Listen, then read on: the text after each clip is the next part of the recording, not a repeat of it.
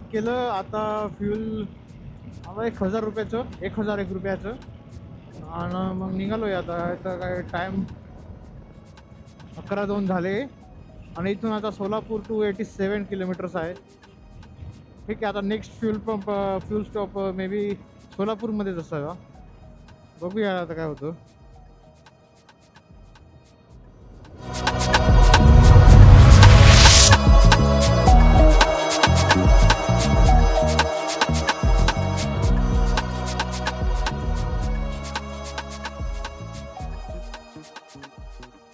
नमस्कार मित्रांनो, आम्ही काल पावसामध्ये भिजत त्रास करत तुफान पाऊसमध्ये फायनली आमच्या हॉटेलला पोहोचलो होतो. आम्ही ऑन द वे हायवेलाच आहे. म्हणजे हायवेलाच एक अशोका हॉटेल रिसॉर्ट म्हणून आहे तिथे आहे.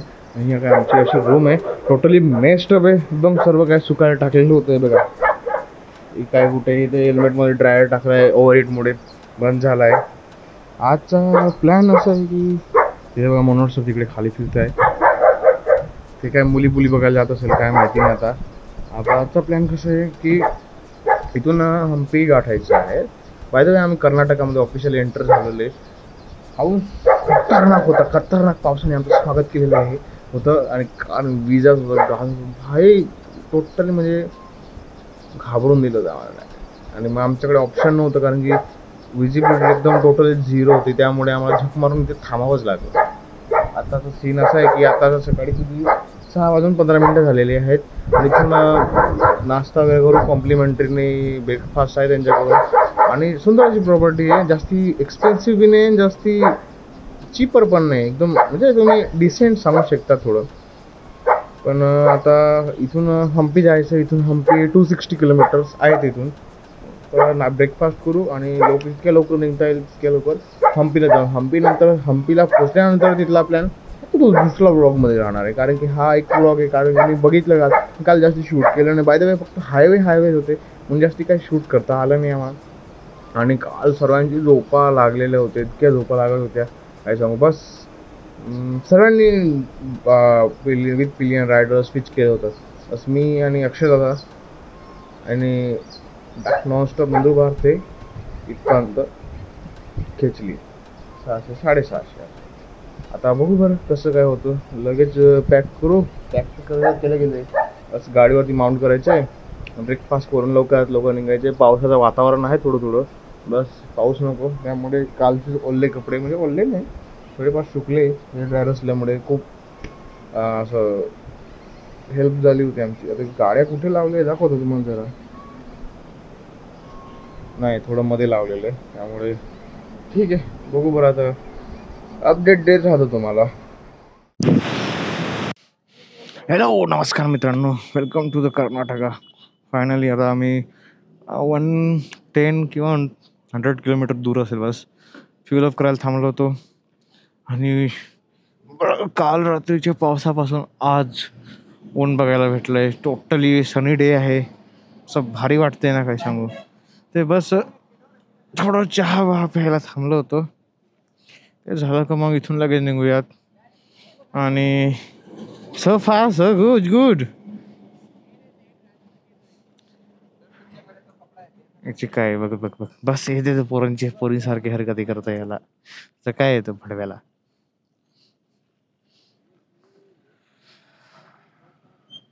आणि बघा मरेल माणूस बलाकलावा घालून उभा आहे बघ.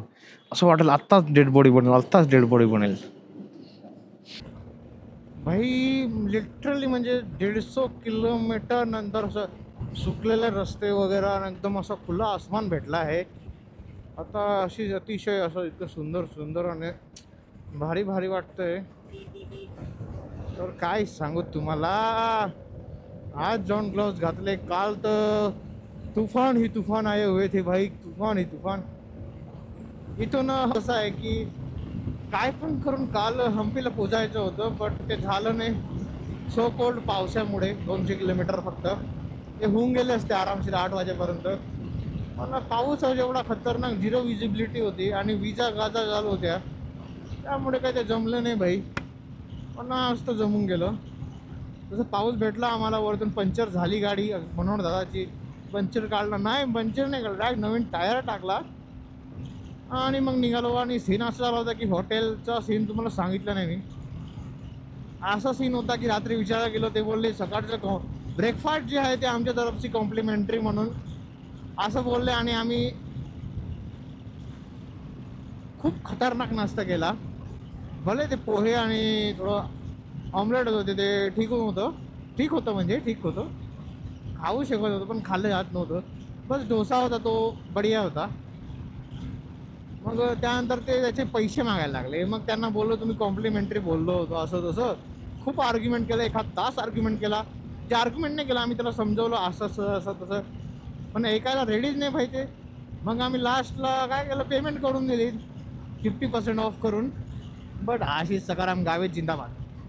मग काय केलं, आम्ही जेव्हा पंचर काय आलो तेव्हा काय होतं नाही आमच्याकडे.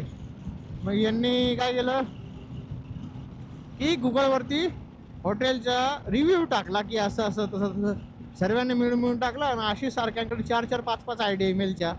मग केला नाही का कमेंट, आला साला त्यांचा HR चा फोन आला, म्हणे तुमची पेमेंट रिटर्न करून देऊ आम्ही, तर ही रिव्ह्यू डिलीट करा. बघा असं असतं भाई, असं रेप्युटेशनवरती गोष्ट आली ना तर गधे काही बाप बनवणं पडतं आहे भाई. ती गोष्ट त्यांची चुकली, मला अतिशय आवडली नाही भाई. हॉटेल एकदम भारी होतं, काहीच प्रॉब्लेम नाही. जेवणसुद्धा अप्रतिम होतं भाई रात्रीचं.